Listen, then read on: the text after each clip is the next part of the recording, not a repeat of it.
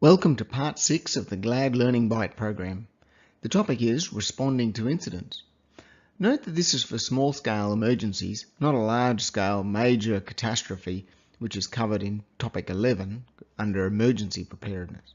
So, what type of incidents are we looking at? These are situations that may occur in your day-to-day operations. This sort of thing is core to your role, and so you need to be prepared. It could be situations like an injury, a health issue, a small fire, a minor water leak. These are emergency situations and we need to respond properly to the incident. It could also include bigger spills or a suspicious object. Do we have clear in mind what to do? First, as usual, contact the control room and provide concise details about the location, the nature of what's happening, and ask for assistance. Notice in the photo, he's on the radio, but he has his first aid kit ready. Now, giving help is what's really important. We want to make sure everyone is safe. So in responding to an incident, our priority is to help those affected and to make sure others are safe as a consequence of the incident. For us, we need to remain calm, provide that assistance or support to any injured or frightened people. People are most important, aren't they? So don't get bogged down writing a report when you're the one that has been trained in first aid and you need to first assist the people. When your assistants arrived, well, that's when you can give attention to these other things. But you give attention to the injured or distressed person. Other guards can handle the things like making notes for the report, barricading the area, keeping onlookers at a distance. Now, more details than this are covered in the incident reporting session. However, remember to note details before walking away from the incident. Collect details that can also assist later if a further investigation is required, perhaps such as a root cause or non-compliance report. A suspicious object is probably far more likely than a bomb threat. It could be in the mail, for example, a parcel or an envelope, or something lying around, particularly in an unusual location. But how do we recognise a suspicious package? Macquarie University says there are 4 clues. First, they often have unusual postmarks from an unknown source. Second, labelled with restrictive markings, misspelling of common words, or poor handwriting typing. Third, an unusual size, shape, weight, feel, or even smell. And fourth, excessive tape or postage, discoloration, and sometimes with stains or powdery deposits. Now, what should you do?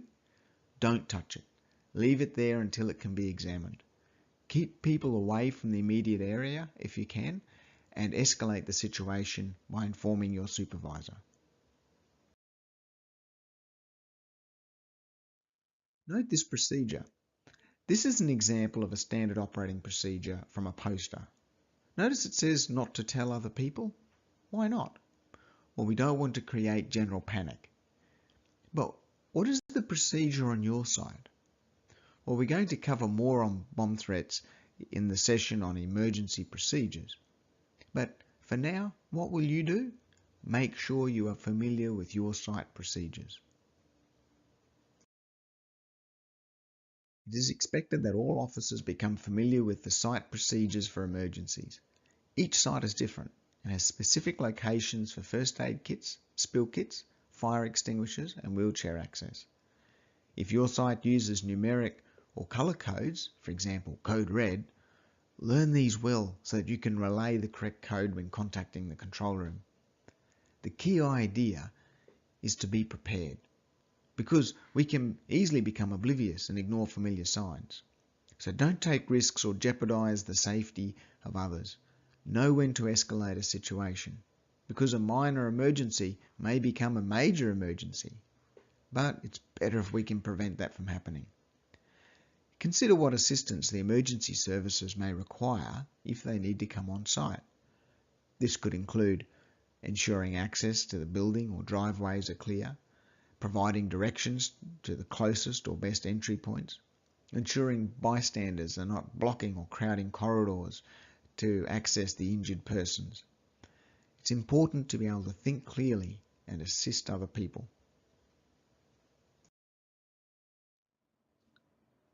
Now, what's this officer doing in the photo? He's physically going to the level with a map to check and find things like the first aid kit, the extinguishers, the whip phones, the exits. He asks himself, what's on the other side of that door? Where do I take people in an emergency? What about if I'm in the food court or the basement? So as officers, we must know the details of each floor or area and the location of emergency equipment. Ask yourself, how will emergency services access the building?